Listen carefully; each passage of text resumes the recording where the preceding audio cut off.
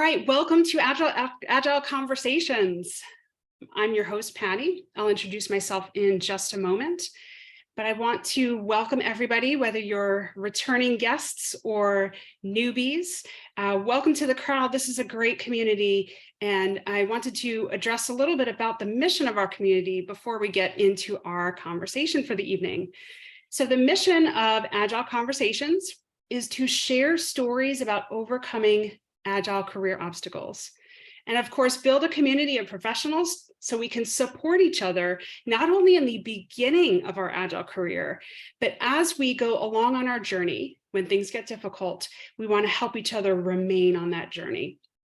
So I am Patty. You probably know my name if you showed up here. You probably know me from LinkedIn. But I am the host of this meetup. It's a bi-weekly gathering. I'm also the founder of Agile Mindset Consulting, so you might see that out there on LinkedIn.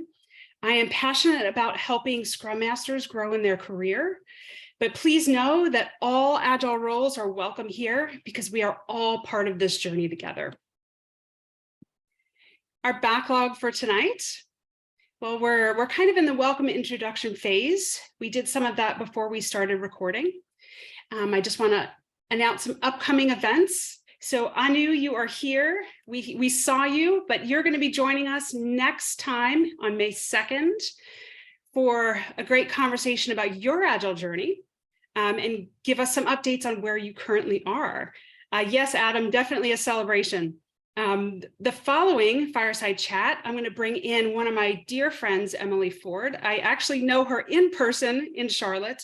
She's going to be talking about design thinking and using that to help drive organizational change. So I'm excited about that. I do have the next few planned. I don't like to release them too far in advance, but a number of those folks might be on the call tonight, so you will see some familiar faces coming up in June. All right, so let's get started with our Fireside Chat, the woman of the hour, and I'll let her introduce herself, and I'm going to stop sharing my screen. All right, are you ready? Absolutely, Patty. Hi, everyone. My name is Rinchin. I am based out of Canada, Toronto. And I am an Agile project manager. A lot of you don't like that term, but it means that I'm helping a growing organization build their Agile processes. And I'm also an Agile coach. Happy to connect. Excellent. Well, some of the folks on the call know you. We know you from LinkedIn. I've been getting to know you over I feel like it's been a longer time than this, but it's only been a couple of months at this point. But I'm going to, as I always try to ask my guests, how do we know each other? Just so the people in the audience have a little bit of context. Absolutely. I think the reason we met each other is JJ and then LinkedIn. So JJ was on the call. He is a connection of Patty. And I think I commented on one of JJ's absolutely amazing posts about Kanban. And Patty sent me a request saying, hey, whoever is JJ's friend is my friend. So let's catch up. And then like that, we started following each other and eventually we got to have a conversation, and that's how we built this relationship. Yes. So when I find myself running my mouth about building relationships on LinkedIn and posting content, and I promise you it pays off. I promise you folks, I know it's difficult. Yeah, see, JJ, this is why it's great that we're having this conversation. You had no idea, but yes, we've a lot of us on this call know each other and met each other through each other, and it's all through LinkedIn, right? We live on, I won't say opposite sides of the world at this point, but it might as well be. It's far away, and I always say that. You know, COVID was a difficult time for us, but I think it pushed a lot of us onto LinkedIn. And now we have these amazing relationships with people we would have never met. So yes, I love Charlotte, but I love LinkedIn even more because I've met so many incredible people, yourself being one of them. And I wanted to bring up, like, when we were talking, it was weeks ago at this point, I was just like, tell me a little bit about your journey. And I was just blown away by what you told me.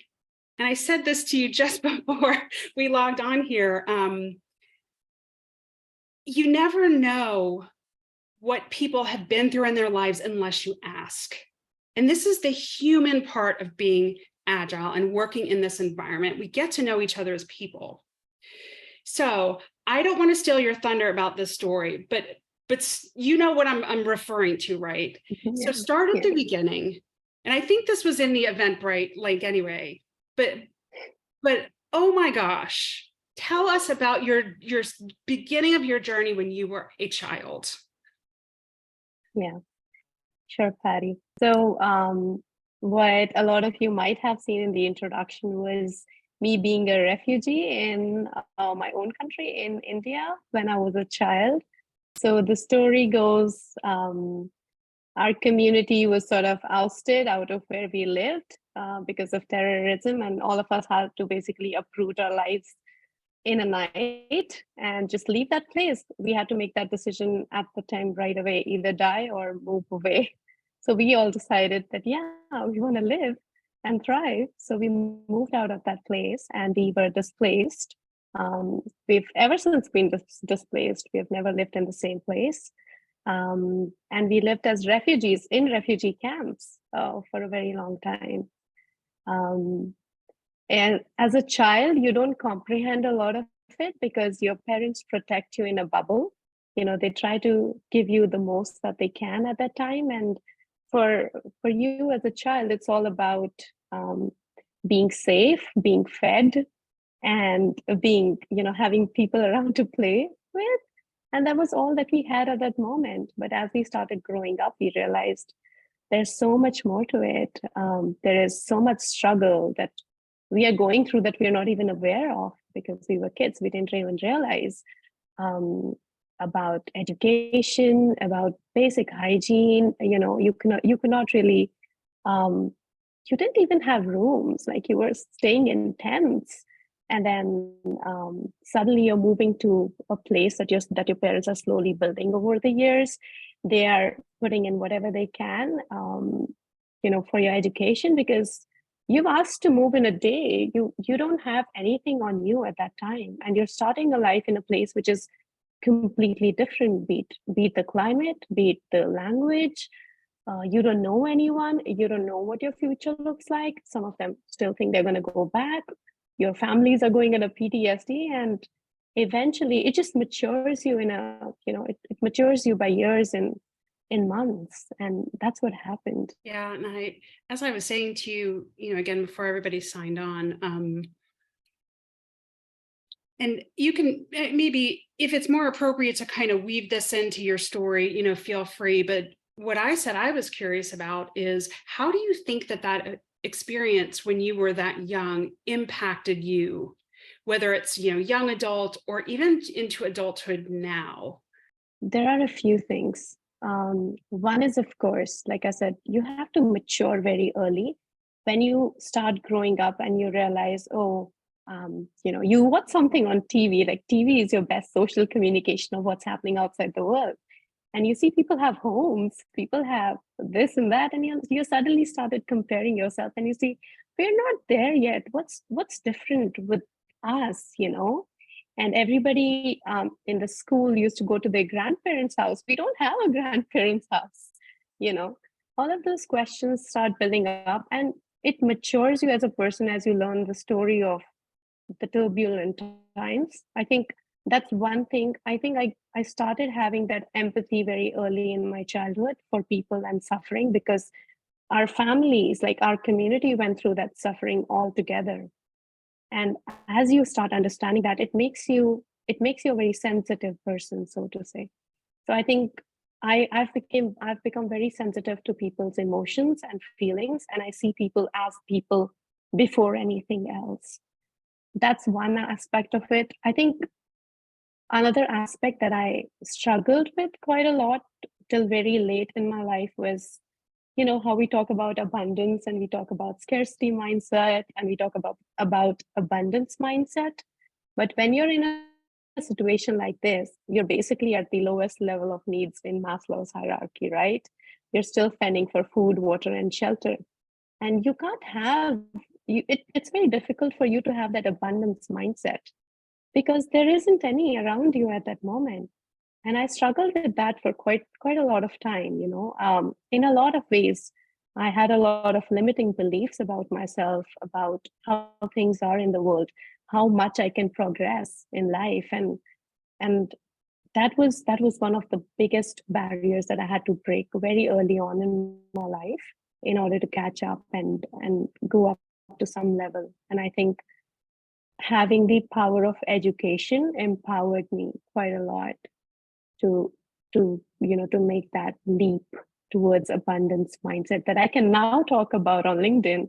But at that time, yeah, I know the difference between the two because I've experienced each, and at very naive stage of my life. As I was also mentioning to you before everybody else logged on, we all have these powerful stories, and unless we talk with each other and get to know each other, it's almost like we don't know they exist. We don't know the challenges that we've all been through.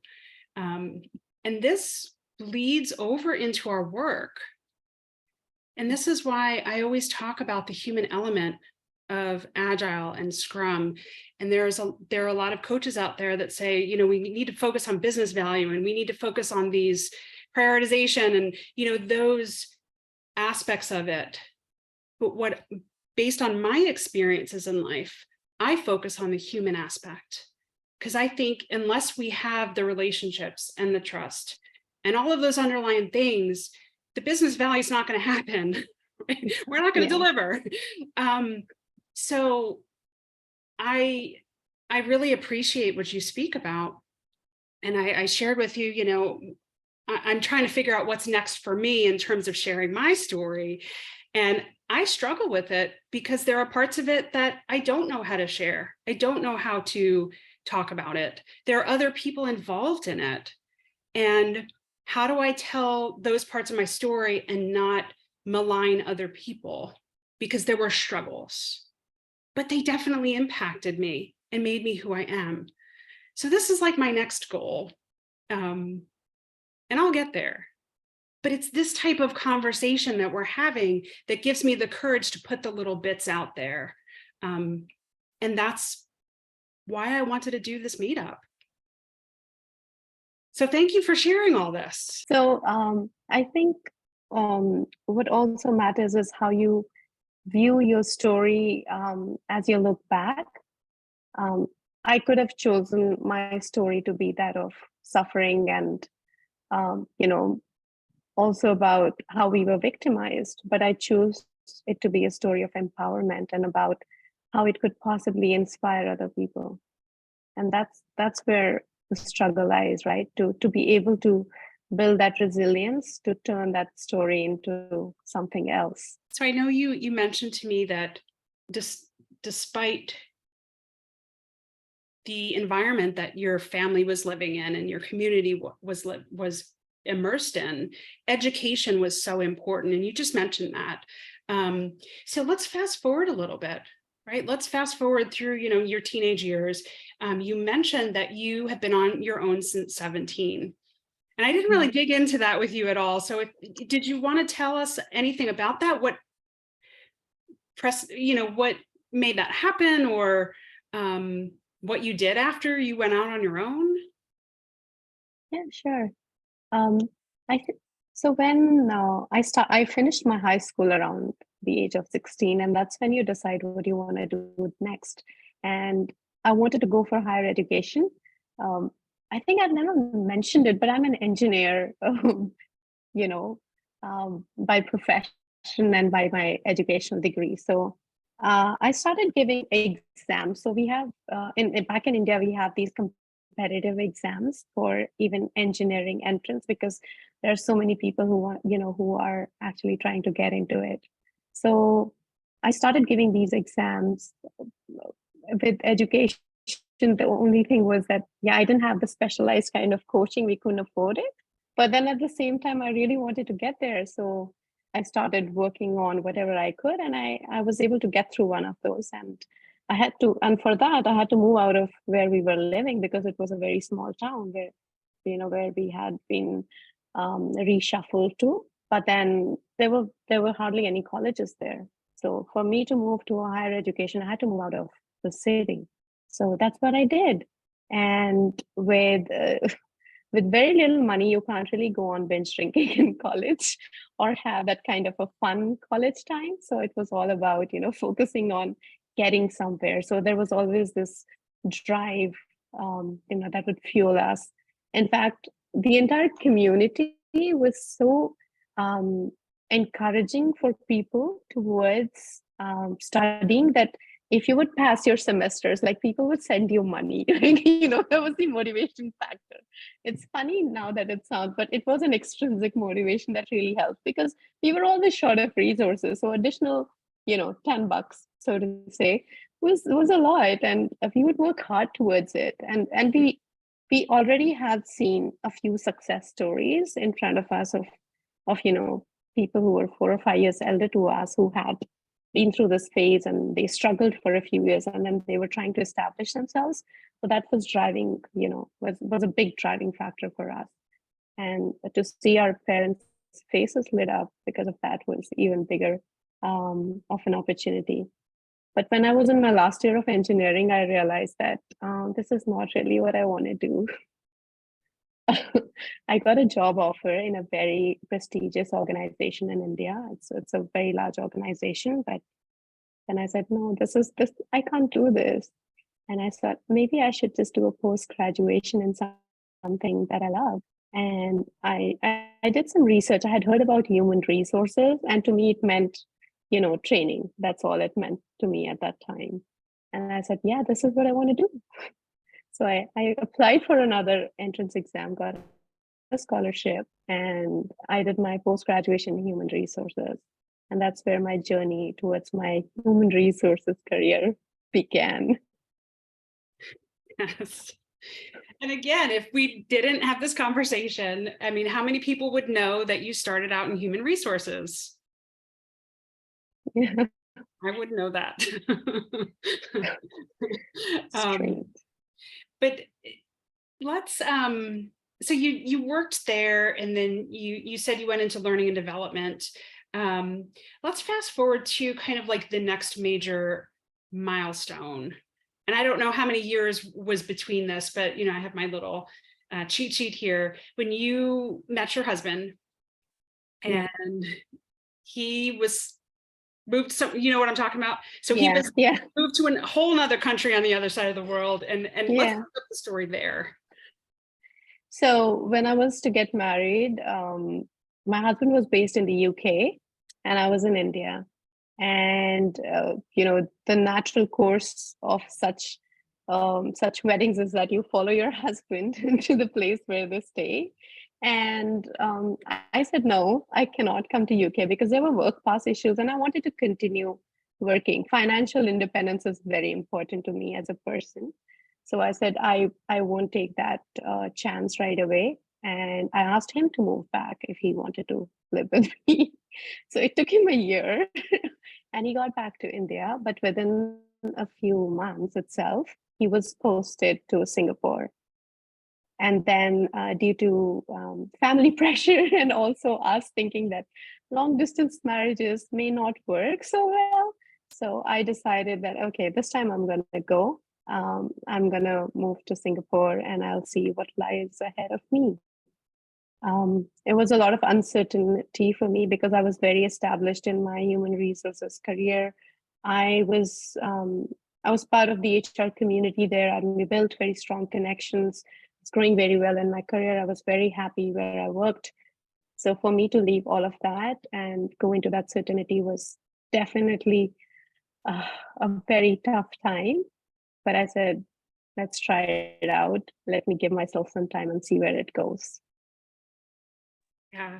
So I can imagine, I've never been to Singapore nor India, but I can imagine huge culture change. Yeah.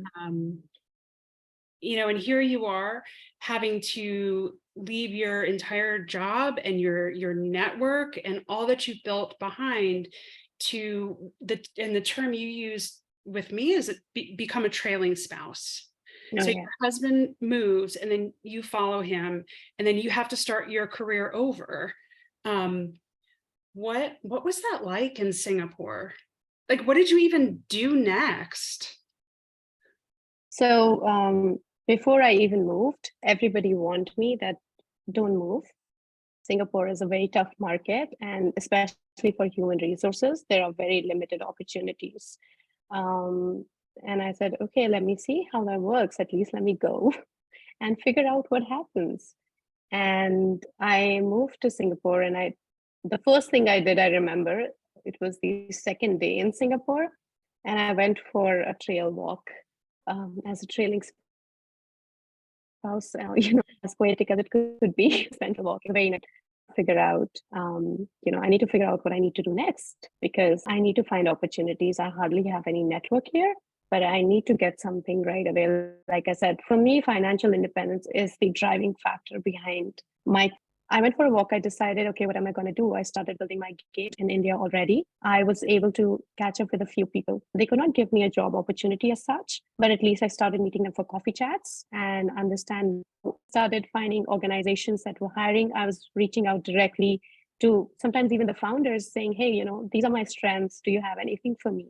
I was also targeting some startups because startups are more open to having people with varied experiences. So I started doing that. At the end of 3 months, I had one job offer, and I was rejected from one job 3 times because there's this whole thing in Singapore wherein the government gives you an approval for the employment, and they have these quotas for nationalities. So there were quite a few Indians already, so I got rejected in both of them. Then on my birthday, I got a job offer, which was 3 months after I moved to Singapore in a change management firm. It was a boutique consulting firm. And I said, hell yes, I'll do it. I'll do change management. That's what I do. So I started working as a change management consultant. And at the same time, my founder was starting another setup. He wanted to build a marketplace for change management consultants. And he said, do you want to build this organization? I said, all right, yeah, I can do that. I don't know how, but I'll figure something out. And I helped him build this whole organization. We were bootstrapped, and I was doing everything. I was right from writing policies to hiring people to managing operations to managing teams. I was doing everything, and by the time I left that job, it was also conferred amongst the top 15 IT startups that year. So I left it there, and I moved on to another role in Singapore itself. It was again in account management / project management kind of a role. What excited me about it was that I was going to work with bigger organizations like Google, HP, PayPal, and help them with account management, project management, all that sort of stuff. So that's what I did in Singapore then. And if that was it, that's amazing, right? If that's finished. I wish. That's plenty. I wish. But what strikes me so much is, you, and for good reason, you were initially, very hesitant and what am I going to do? But you went anyway, and look at the doors that opened up because you were open and you were looking for opportunity. And I think one of the things that people struggle with career transitions, and we hear this in Scrum all the time, nobody will hire me, I don't have any experience. And it's kind of like you have to look around and grab opportunities, and eventually things fall into place, and here you are. And that's what happened to me as well. I never imagined I'd be here, let alone talking to a person like you in Canada, right? But I never really had a concrete plan to get here to be an Agile coach. It all kind of just happened because I kept saying yes to things. Yeah. Yes to things I didn't know how to do. Yes to things that everybody else was like, okay, Patty, you're the one that's free, just do this. okay, right? And you become very scrappy and entrepreneurial, and you just So have to true. figure it out. And that's resilience, because Yeah. you get to this point where you can walk into any job, any company, and be like, of course I can do this. What do you need me to do? Yeah. And even if you don't know how to do it, you're confident that you can figure it out because all the things in your past say Yeah. very clearly that you can. So amazing. I love your startup story. You know, I've been there too, right? You're the person. So you do everything, right? And you're the only one, so you got to figure it out or else the business pans. But like you live to tell the tale and then you're so proud of it. Like, look what I did. Sure. So good thing you didn't stay in India. Yeah, now that I look back, and I made amazing friends in Singapore. I was able to meet people who propelled me to write books because that's what I wanted to do, all this while, but I never had that inspiration around me. And I found my best friend in Singapore. It's so much happened. I mean, I'm grateful for all that experience, all the teething pains. Eventually, they gave me a really nice set of teeth, so to say, of experience. And yeah, it builds your resilience. It tells you that none of your experience goes waste, in my opinion. Um, no matter what you do, I see a lot of teachers here who are talking about transitions, people from defense moving into this kind of role. Everything that you do is a transferable skill as long as you know how to channelize it and how to, I call it shameless networking. Just do it. Just do it as long as you're willing to give it all. All right. Well, if that is not enough, so what happened next, right? Because you obviously ended up in Canada, and I know there was a lot of struggle there to get there, and of course COVID. So tell us about this final piece to get you where you Yeah. are today. Yeah. So Canada was in making for some time, but then a lot happened in between. So pandemic happened, 2020, and I was pregnant with my baby. And I put a hold on this whole Canada plan because we wanted to move to a place which was more secure and where education was, it was not so tough and competitive. It should be playful where, a child can nurture their creativity. So I wanted to bring my baby in that place. So I had the choice between Canada and Australia. Australia was a bit hard to get a PR for. Canada was straightforward, get your points and you get in. It was like an exam. So I said, okay, let's give the exam. And I passed. But then pandemic happened and pregnancy happened. And I put a hold on this because anyway, I couldn't travel. And as soon as the doors opened around July of 2021, I thought, okay, now is the time to move. And this move was a little more difficult than the move from India because uh, you're a new mom, a pandemic mom as well. So you're navigating a new world of motherhood in a shutdown. And suddenly when you're getting out of a shutdown, you're going to a completely new country with completely different culture and climate again. And you don't know if you'll find a job there. So what do you do? This time I was a little more prepared because because I had an experience of a transition before. So I connected with a few people who were already in Canada and asked, hey, I'm doing account management / project management at the moment. What do you think I should do? They said, do you have a PMP? I said, no, so do it first. I also had a mentor who was helping me all the way.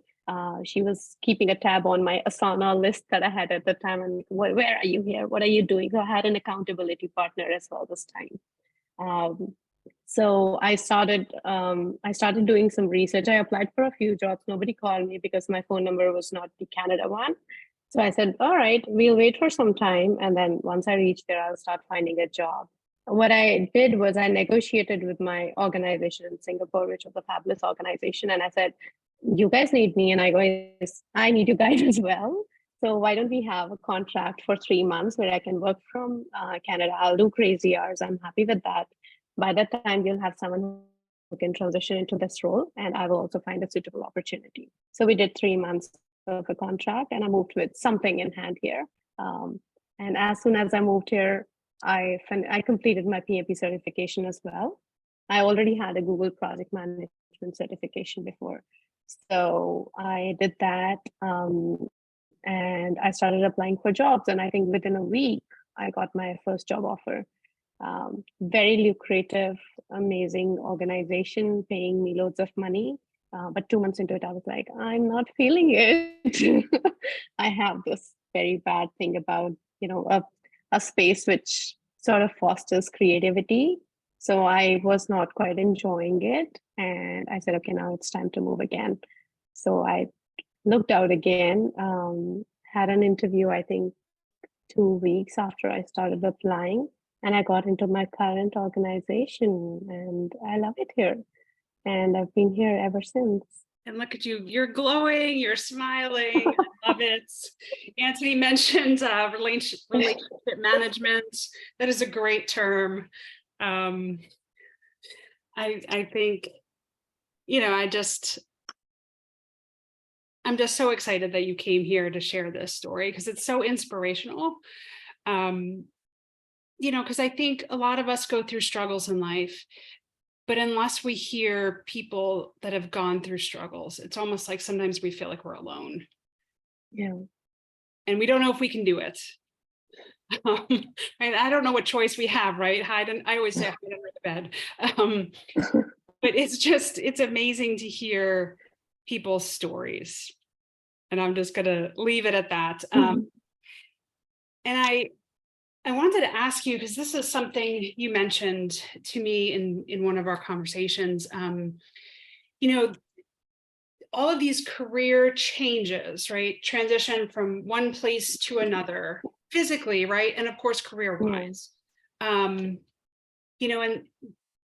having to start over and being a trailing spouse, you mentioned to me the challenges internally you faced in like imposter syndrome and comparing yourself to other women who are making all these strides in their careers because they didn't have those career breaks.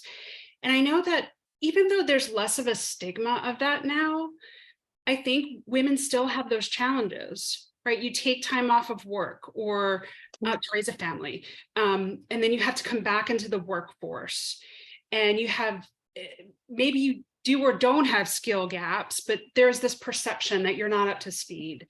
So can you talk about like how you have overcome those internal challenges with, I guess, just experiencing this?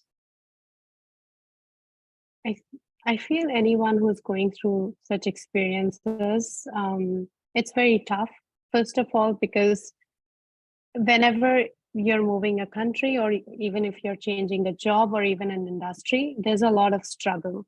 And the struggle is not just from the job perspective, but it is also an internal struggle. I know a lot of talented women, especially out there, who've been training spouses. Because I started hiring those people in my organization when I was building that startup. One thing that I noticed was a complete lack of confidence by that time, because at one moment you are in this organization and you're killing it and you have your set of safe space, you have your friends, you have your community, you're in a very familiar environment, food, the culture, everything is all there, and then suddenly you're in an environment where you feel alienated, because as a trailing spouse you may not have as many connections as your spouse right away as well, right? So you need to start all over again. You need to build relationships all over again. On top of it, you need to make it in your career, and it's a restart. So I faced a lot of those struggles initially, and like you said, Patty, about hiding under the bed, I used to cry in the washroom is what I did quite a lot, in the shower sometimes, because I would see my friends and my colleagues and, their LinkedIns as promoted to this and that. And I'm like, what am I doing in life? You have those dialogues with you. and then they are going, and your friends are posting their pictures on Instagram, having fun time together, and here you are all by yourself, and you have to struggle and start making those relationships again.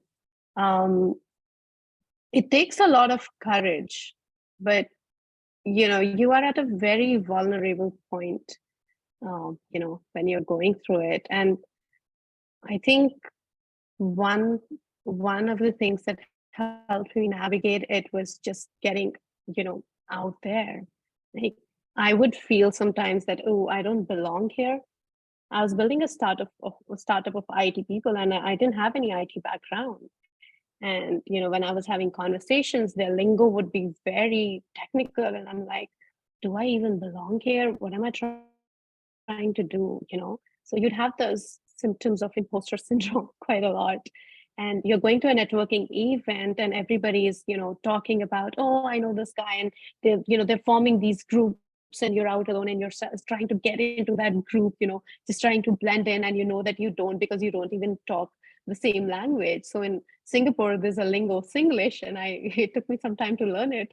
I'm like, I don't even talk the same language. So there are so many struggles. But the point is, like I said, you have to just keep going out there, because once you start doing that, you realize that everyone is on their own journey and struggling through it, no matter how established people are in their careers. I knew CXO level people who are struggling because they're insecure of who's going to replace them next. And when you have that perspective in life, you realize you're not alone. And building that resilience, and having that courage to just put yourself out there is something that enabled me in this journey as well. Yeah, it is tough, but then like I always tell people, look at the Nike logo and just do it. That's the mantra. Just do it, no matter how you feel. If you feel like a clown, at least you'll make people smile, so just do it. So that was the whole struggle and getting out of it. Yes, and we are all here to support you and support each other, because it never ends. To your point, those of us that want to constantly grow, right? We have a growth mindset. We are always pushing ourselves out of our comfort zone. And every single time it's scary. And it gets easier because you realize, okay, I've done these scary things before. I can survive this. I'll be okay. Yeah. But it's still scary. And you always wonder, where's the boundary where I'm not going to go past it? Yeah. I think all of us on this call, we never reach that point, but we always think maybe this is the end. This is the cliff, so to speak. This is all I can take. But, again, building this community has been so amazing. And, we're all here to support each other through these difficult boundary pushing moments, so to speak. Well, before we kind of go into some question and answers, do you have any last bits of things you want to share to kind of wrap up this portion? Just that the power of networking is amazing. I just want to tell everyone, even through these, as they were called, fireside chats before, and Agile conversations now, I've been to a few now as an audience, and I'm very humbled that I'm the speaker today. But I made so many friends. Like, I can see at least 5 to 10 faces that I've had one-on-ones with. We've shared our struggles, our journey, our stories, and we sort of keep motivating each other. And it's amazing to build that community. And I don't take the power of relationships for granted, because no matter what, it is essential. And what Patty has built with this platform, I keep telling her every time she has a fire chat that I'm leaving this chat with a big smile on my face, because it is amazing. You can do so much if you work together, if you build that relationship, but not with a motive of just getting a job and then I'll leave it there. You have to build. Yeah, Anthony, your network is your net worth indeed, like he always says. Indeed, and I'm so glad that I've been able to build some network there. I'm hoping to build a lot more with this. So yeah, I want to leave it at that, Patty. And I appreciate you for all the things that you've done and how you've brought so many people together through this forum. And I too leave with the biggest smile on my face. I entered this with the biggest smile on my face because I'm like, I can't wait to talk to this person. But always, like, I'm always excited when I hang up my computer. I'm always excited to watch the video back as I'm editing it, because I see something new being an observer as opposed to a participant. So, all right, well, let's open it up to questions. We have a little over 10 minutes. Everybody's on mute at this point, but just go ahead and raise your hand and I'll call on you and we can get your question out to Rinchin. All right, I got one. Go for it. Rinchin, I've always wanted to know, what is your why? My why. There are two whys, professionally and at my core values level. At my core values, my why is to enable people through their journeys in whatever capacity that I can. That's my biggest why. I try to do that through my little funny posts on LinkedIn. I try to do that through some free mentorship that I can, just helping people wherever I can. And I think even if it's in these small ways, it goes a long way in fulfilling my why. I'm selfish about it. That's why I'm doing it, because it helps me and enables my why. Professionally, my why is, I think at the end of, I don't look at organizations just as organizations, as, entities that build profit. They bring livelihood to so many people. So I feel at a professional level, my why is to enable those organizations to keep building that community of people that we call employees and keep fulfilling that.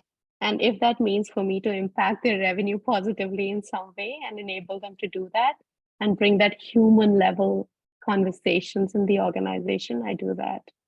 These are my two big whys, Anthony. I don't think that you can ever throw out a negative on anything. Like to turn around to say every organization brings positivity, like that is amazing. That's so inspiring. Thank you for that. Isn't it? It is. Thanks, Anthony. It was a wonderful question. Yes, I was hoping you'd ask that because it's such an important question. And what I've found is that if you don't know what your why is, when it becomes very difficult, it's hard to keep going. And you always have to return to that why, because it's not easy being in an agile organization or helping organizations become agile. Let's say it that way. Right. All right. Thank you, Anthony. Tom, I know you can't find your hand icon there, but why don't you just go ahead and ask your questions? It's a really good one. Thank you. Yeah, it's probably the web version of Zoom. Yeah, adapting to different cultures. So I've been UK to New Zealand and we outsource a bit as well. And I'm brought up and trained to approach a conversation a particular way. And I have a very direct style, I've been told. Which doesn't go across terribly well in cultures that have a collaborative explaining kind of style. And I come across very, very aggressive with them. I've no intention of doing so, obviously. But you've adapted to different cultures. And I'm just wondering if that's something that's a talent you can learn or can be coached on or coach others, or whether that's something that you've just grown as part of your challenging life journey or something else. What's your view on adapting to different cultures? Tom, that's a very good question. And to give you a little more perspective, even within India, there are, I don't know, over 100 languages and different ways of expressing yourself. So, there are some states which are very direct and some which are, very lovey-dovey sort of. You have to have different kind of conversation with different people. And I was lucky to work across 6 different states within India, even before moving to Singapore. The biggest learning that I've had has been to shut up and observe before, getting in there. I do that, although I can't shut up all the time because I'm always very excited to meet new people.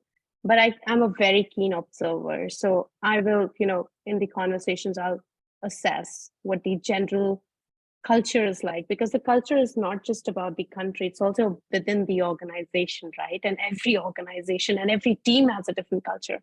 I work across 2 different Scrum teams, and one is like all banter all the time, and one is like very to the point. So you have to adapt to the situation. As you start observing, be your authentic self, but don't impose your way of communicating on others, is what I feel. And I think that whole thing about having that sensitivity towards other people, I always think that if I'm communicating, I want to be respectful, no matter how the other person is speaking to me. That's one thing that I learned in my HR experience, I guess. So I try to be very respectful in my communication, and I ask them if I'm being too direct. If they're comfortable, I do a lot of one-on-ones and feedback sessions with everybody, just to make sure that, I'm not hurting any sentiments. And I'm very direct about asking those questions.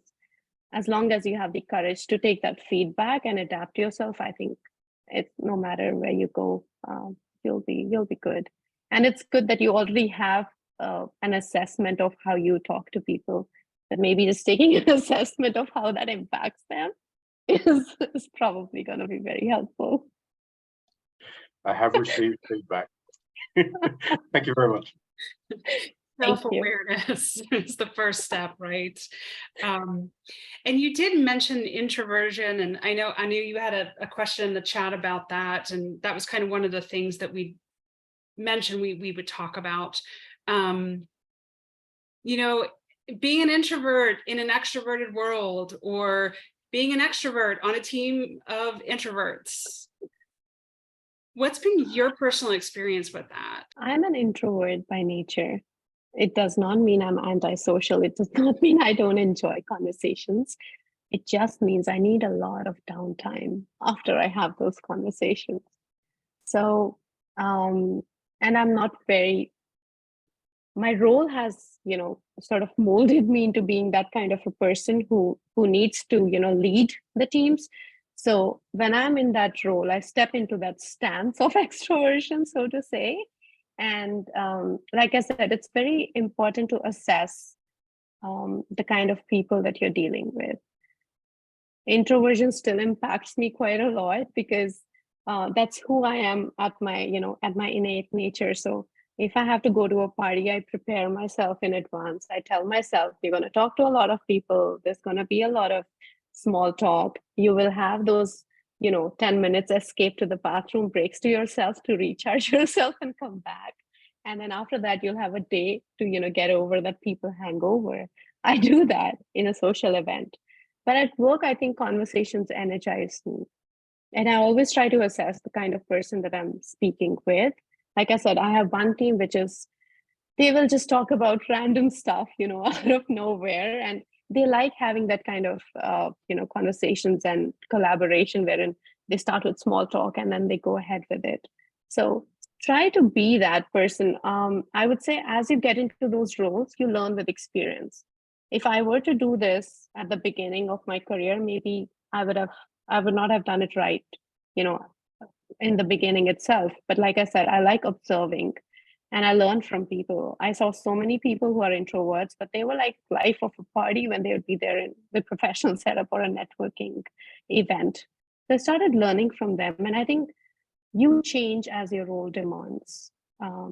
If I'm an agile coach, I cannot be just sitting here and expecting the other person to talk or, not come out of my shell. It's my job to get the team activated. It's my job to get people share about how they're feeling. It's my job to get them to answer to open-ended questions and understand how they're feeling. So if my job demands it, I have to learn it and I have to do it in that way. So that is the biggest motivation for me to get into that extroversion self of mine that I do when I'm at work.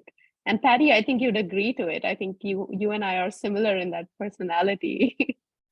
Yeah, it's very interesting because, and I've kind of talked a little bit about this, some of it on LinkedIn.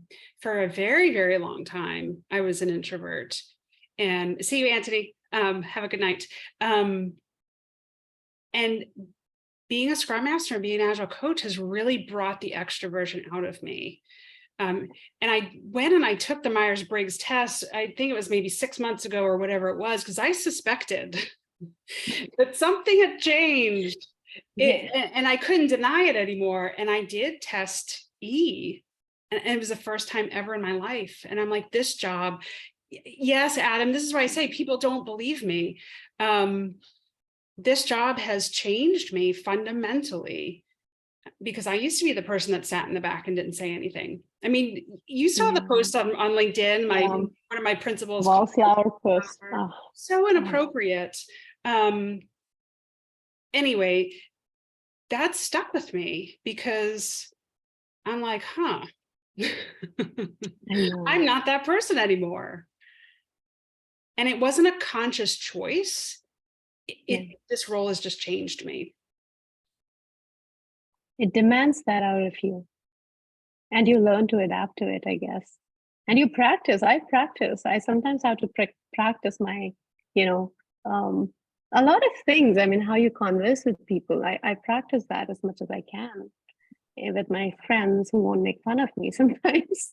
It takes a lot out of you if you're an introvert, but as long as you're willing and you love your role, you do that for it, I think.